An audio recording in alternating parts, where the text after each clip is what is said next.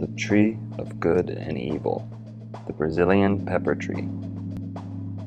Welcome back. Local and federal agencies teaming up to try and control an invasive species of plant, the Brazilian pepper tree. Brazilian pepper. That one plant that we're constantly battling, the Brazilian pepper. An invasive tree species. Brazilian pepper tree. An invasive species, we call it the Brazilian pepper. A very controversial species called Brazilian pepper. When dealing with outlawed plant species, people tend to assume that those doing the outlawing have your best interests at heart. But when we look at our own government's track records with quote-unquote harmful plants, we are confronted with the reality that this is often not the case. Greed, competition, and conspiracy have been shown to be the driving forces behind the legalization and criminalization of many plants. Ignorance and hysteria are potent agents of the propaganda war being waged by Big Pharma against those plants who stand to cure and prevent diseases, rather than perpetually treat them. And on this note, I would like to introduce you to the Brazilian pepper tree. Welcome to Florida, baby.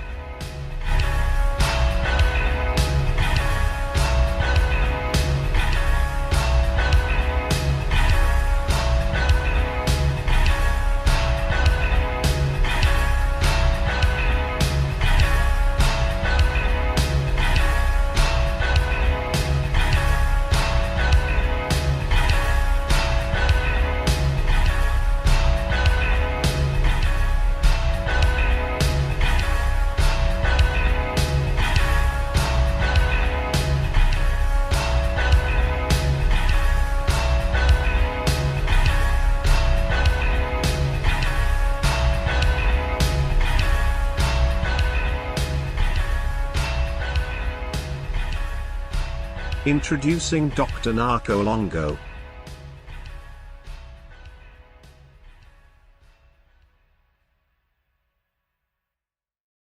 By now, most of you probably know of John Saxer, but for those who don't, Saxer is an Egyptologist, pyramidologist, and psychic archaeologist who is, himself, a direct descendant of the royal Merovingian House of Saxe. Saxer is one of the few people in Florida willing to oppose the government's persecution of this severely misunderstood plant. As you will see, Brazilian pepper may not be so invasive after all. Without further ado, Johann Christian von Sachs. Hello, my fellow citizens of Tarpon Springs. Hello, my friends. I'm sitting here at Spring Bayou in Tarpon Springs in front of an obelisk dedicated to soldiers who have fought for America and died for America, and we honor those soldiers. And they were fighting for Tarpon Springs too. And what's so special about Tarpon Springs? There's a whole lot of specialness in Tarpon Springs.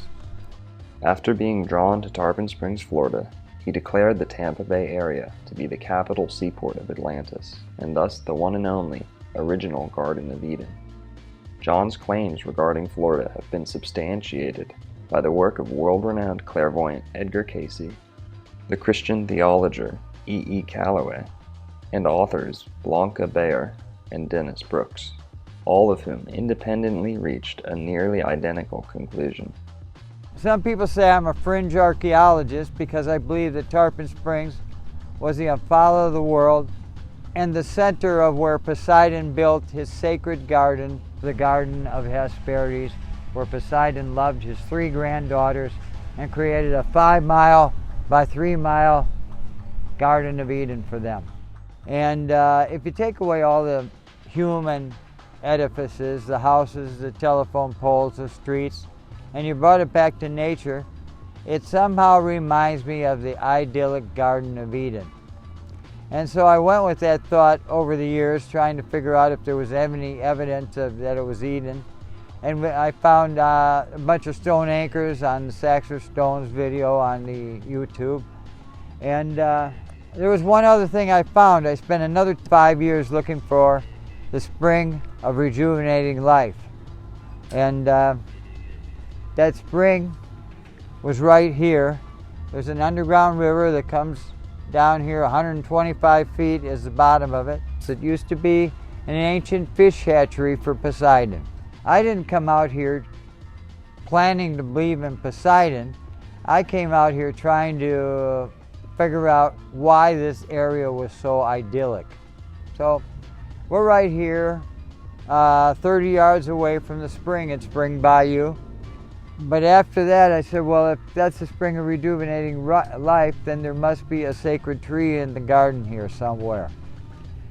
I got here about 30 years ago in Tarpon Springs, and about 15 years ago I had my research finished where I realized that the Brazilian pepper tree fit all the qualifications of an alien designed tree that would have an effect on human longevity by disrupting the DNA of bacteria, fungus, and virus.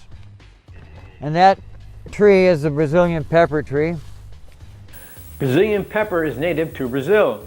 At least they got that part right. But it's called Chinus terebinthifolis, or Brazilian pepper tree. And like I said, there's a lot of different names for it: Peruvian pepper, California pepper. It's an evergreen tree to about 40 feet, low branching, bushy, and spreads to about as wide as it is high. The foliage is dense, leaves are glossy, aromatic with a red midrib. They're about 3 inches long and compound, 5 to 9 leaflets to a leaf. 5 to 9, odd number. The fruit is the size of a BB, about 3/8 of an inch round. Red, juicy, with an aromatic oil and a peppery flavor. The seed is yellow and kidney shaped. It's like an arm sticking out to mankind, begging mankind to use this plant. These are Brazilian pepper trees. Their berries are about 2 weeks away from starting to turn red. It's like a big arm reaching out to you, like this. And if you want a Brazilian pepper tree, you can just do this. You don't need a lobbers or a machete. You can sort of break the back. The sap is good, the bark is good, the berries are good, the leaves are good, but the seeds aren't good. It's the most healing plant in the world. The bark is good, the berry juice is good, the leaves are good. So now it's called Brazilian pepper tree, and there's a bunch of Amazon witch doctors, close to 25,000 of them along the Amazon, that all work with the Brazilian pepper tree. They might have different costumes and different bells and different rattles and different dances and different hollers, but when it comes right down to the finish, they don't have a pharmacy. They don't have big pharma out there in the middle of the Amazon. But they want to cure their loved ones. They don't want their loved ones to die, and if their loved ones was dying, they'd go to big pharma. But they have something better than big pharma. They have a natural holistic cure from everything from leprosy to leukemia. The plant has a very long history of use and appears in ancient religious artifacts and on idols among some of the ancient Chilean Amerindians. Brazilian pepper has many herbal applications, particularly for its antiseptic and anti-inflammatory qualities in the treatment of wounds and ulcers, and also for urinary tract infections and respiratory infections. A 2017 study found an extract from the berries might be good at fighting MRSA, which is a bacterial infection that the antibiotics can't kill. It cures men problems, women problems, lung problems, skin problems, brain problems. You know what this plant does that I've never heard of any other plant does? Well, I'll answer that question for you. More than any other thing is that it decalcifies the pineal gland. Now, why would you want your little old pineal gland decalcified? Well, it decalcifies the pineal gland. Pineal.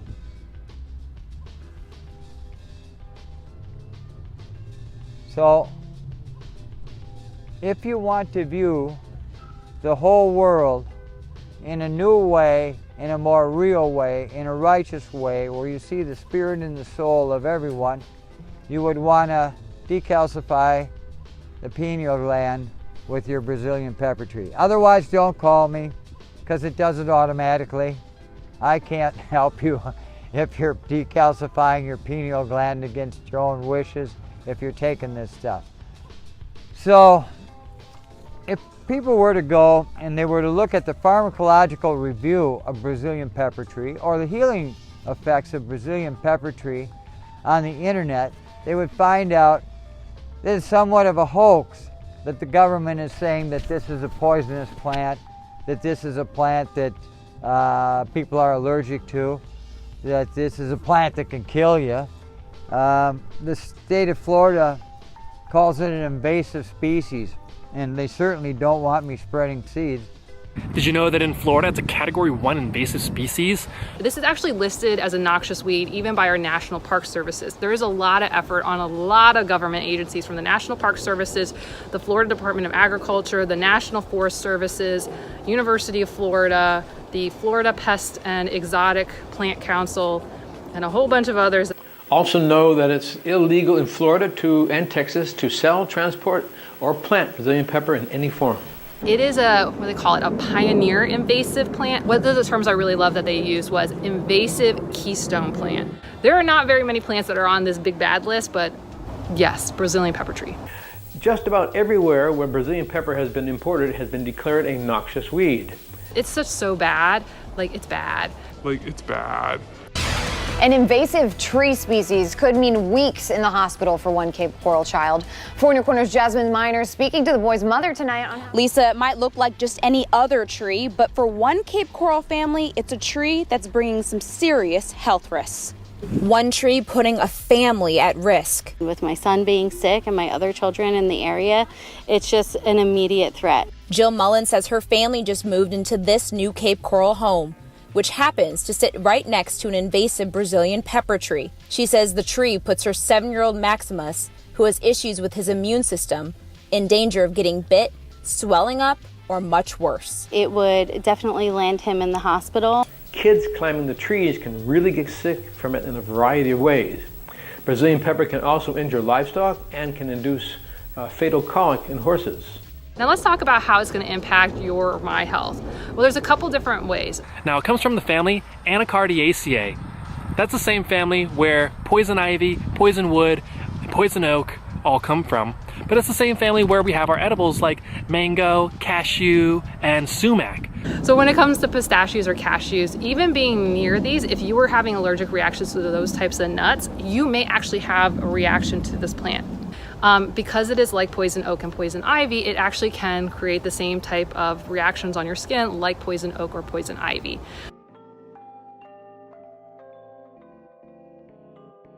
So if you're not allergic to the chemical urushiol, which is found in all those plants, then you're safe to go with this pink peppercorn. Otherwise, stay away.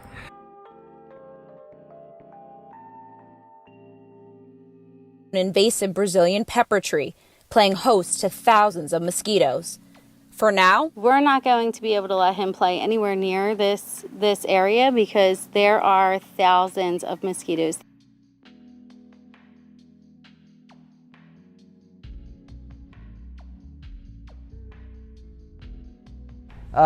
It has killed birds that have eaten the seeds with the berries with the seeds in them, and the berries kind of taste kind of nice to the birds. If they don't have other sources of food and they just eat Brazilian pepper tree, they die. So what they've been finding is that a lot of the American robin population, specifically they've been studying, is on the decline in Florida because of Brazilian pepper tree. So we humans, if you happen to be watching me and you're a human, we don't eat the seeds. Julia Morton, who was a professor of botany at the University of Miami and wrote Plants That Poison People in Florida, was understating when she said people who use the Brazilian pepper as a spice might have, quote, unpleasant consequences, unquote. So if you're not allergic to the chemical urushiol, then you're safe to go with this pink peppercorn. Otherwise, stay away.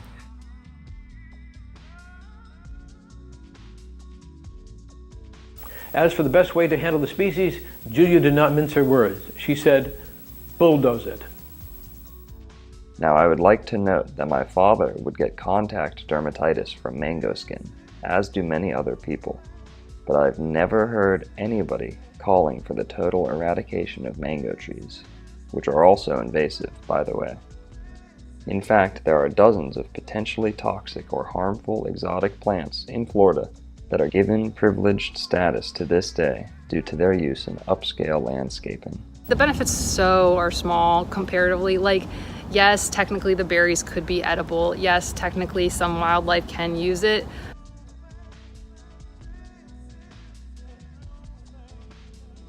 And because the Brazilian pepper is actually what is used to make some types of pink peppercorns, which can be edible once they're processed, and they actually can be edible even unprocessed.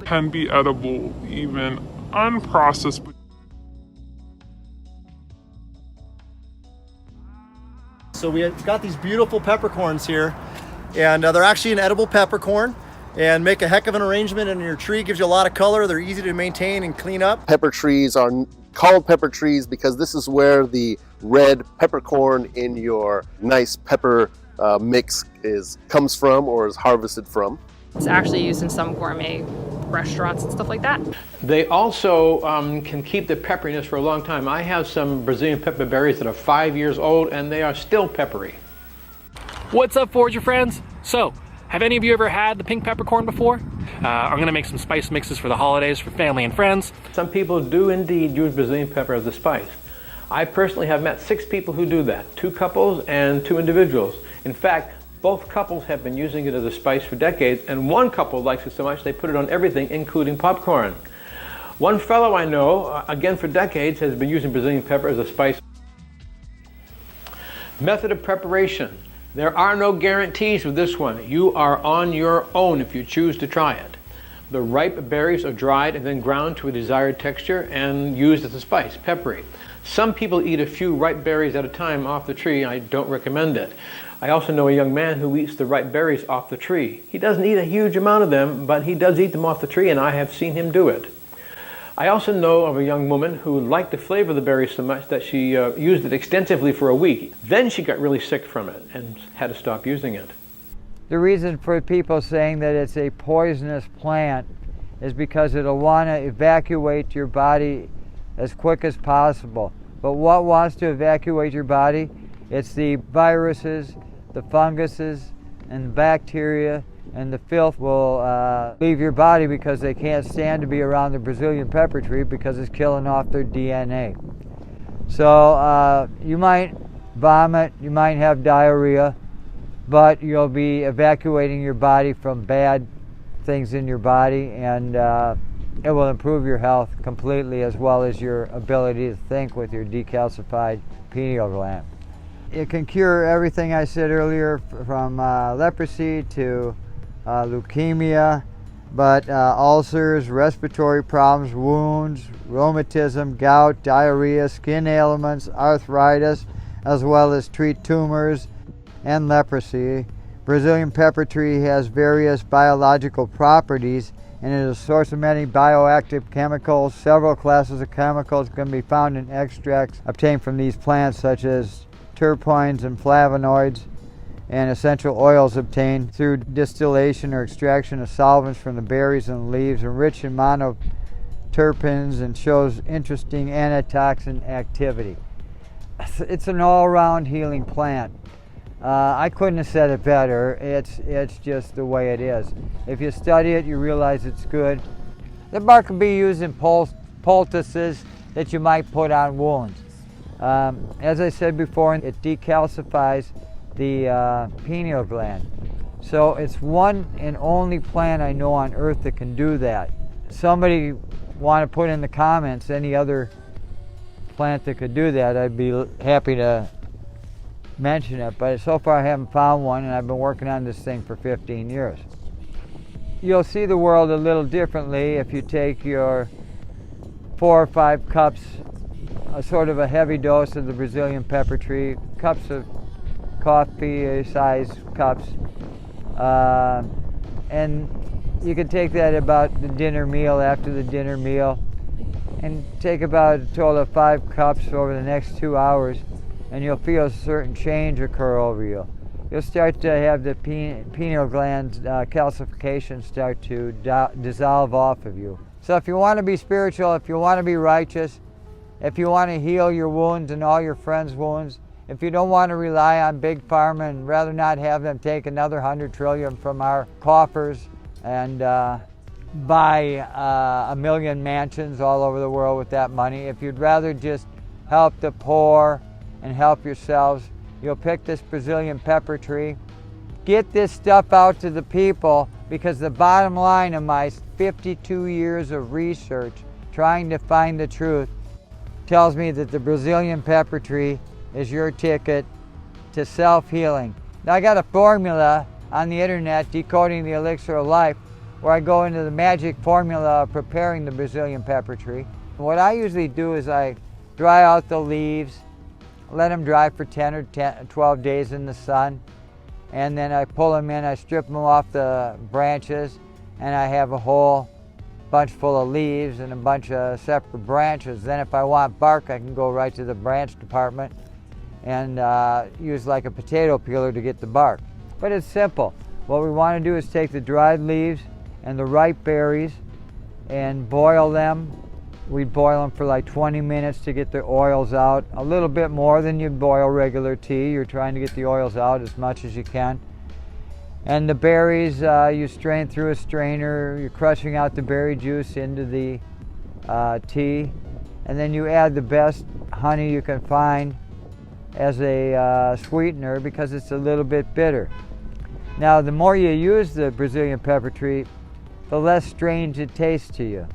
But if you add the honey, it's warm when you drink it, and it tastes a little bit like warm root beer. So it's not at all bad taste when you add honey to it. But basically, you boil it in water, you add honey to taste when you strain it, and you make sure you're not eating the seeds, but the berry juice and the oils from the leaves will cure just about any illness. After a while, you only need 1 or 2 cups a week to keep the elixir of life going and the bacteria, fungus, and virus out of your body. So I'm sitting down here at Spring Bayou. This is where I got all the information, the spring of life. And what we're talking about is Brazilian pepper tree as being the tree of life. It reminds me of the tree of life because I found nothing else on earth that has the characteristics of this, a life-giving plant. And it's very hard to kill the Brazilian pepper tree. Some people pour gasoline on it, some people light them on fire, they chop them down. The next year, the Brazilian pepper tree's got a lot of little stalks coming out. It's coming out more like a bush than a tree, and it still survives darn near annihilation. But if you look at the way the state has fought the species, they've got eradicators around the county and around the state trying to get rid of the Brazilian pepper tree.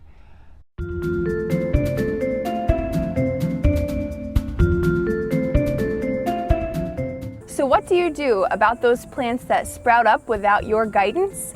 Hello, I'm Sarah Taylor, Master Gardener and member of the Keep Port St. Lucie Beautiful Committee. Let's talk about that one plant that we're constantly battling, the Brazilian pepper. So why all this fuss over Brazilian pepper? It's aggressive, it's widespread, and is one of the most invasive and non-indigenous exotic pest plants in the state of Florida. There are over 700,000 acres in Florida infested with the Brazilian pepper tree. This tree is a bully. It produces a dense canopy that shades out all the other plants and provides a very poor habitat for native species. Actually, I found an article that talked about one cattle rancher spending $250,000 a year on trying to eradicate Brazilian pepper. And Local 10's Trent Kelly is in Doral to explain how scientists are using bugs to help control the spread. This is the Brazilian pepper tree. This plant is actually considered to be non-native here in Florida. Scientists today, well, they're using these tiny insects to help make a huge impact. They are tiny, but they do a lot of damage to the plant. A small but powerful solution to a problem plaguing South Florida for decades. We have a very long and successful record of using biological control in Florida. The aggregation of adult thrips. Scientists from across the state gathering at Treetops Park in Davie today, releasing nearly 1,000 of these South American insects known as thrips into the wild. Their goal to eliminate the invasive Brazilian pepper tree plant currently threatening South Florida's native ecosystem. These insects are very safe to release into the environment because they will only eat Brazilian pepper tree. And so they allow us to reduce the density of this awful weed. Scientists today released about 100 of these vials full of thrips, and this is just the start. They're planning to hold even more releases all across the state in the coming months, hoping to make invasive plants just like this one history. Earlier I said you can't kill the Brazilian pepper tree. You have to burn it, use diesel fuel, chop it down, and it still seems to grow back. In all my life, I've only seen one dead Brazilian pepper tree. There's some life-giving agent inside that tree. The tree is very drought tolerant and extremely tough. Does very well in urban settings. But with 900,000 tons of it available throughout the whole state of Florida, the eradicators aren't going to win. The Brazilian pepper tree wins every year. While we may not be able to eradicate the entire population of the Brazilian pepper tree in our city, you have control over your own lawn and garden. Help remove this invasive species at home and keep Port St. Lucie beautiful.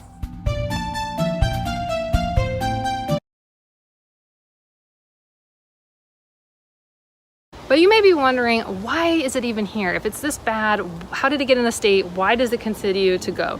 The Brazilian pepper tree was originally brought into Florida in the mid-1800s for use as an ornamental plant, but is native to Argentina, Paraguay, and Brazil. I think it was actually the Department of Agriculture who brought it here, and then it just got out of control.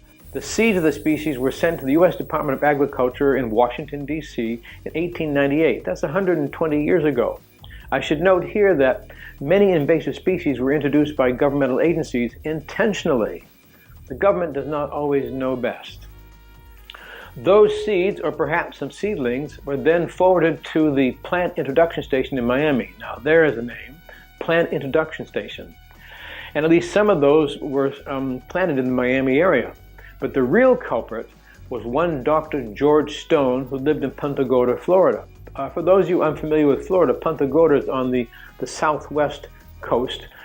Dr. Stone really liked Brazilian pepper, raising hundreds of seedlings and giving them away to friends, plant lovers, and even local governments. They were planted along local streets.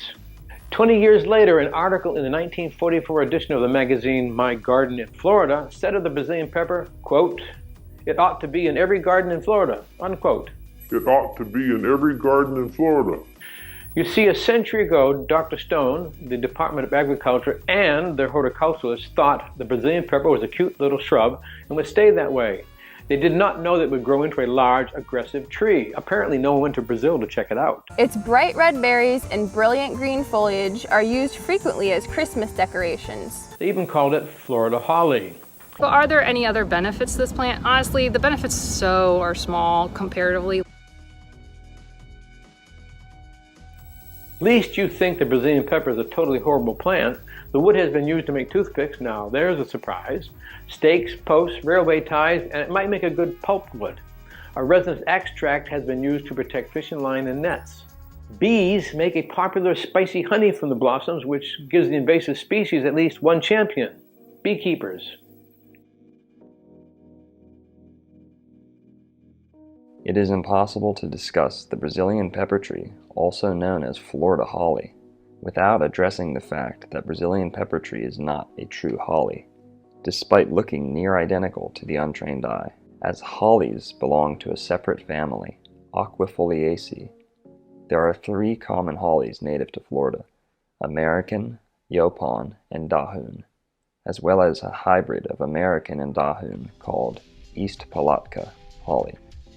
It should be noted that these hollies were a primary ingredient in the ceremonial black drink used by the quote-unquote native tribes of the southern United States. The berries and fruit of this tree are also considered toxic. However, that is very, very debatable.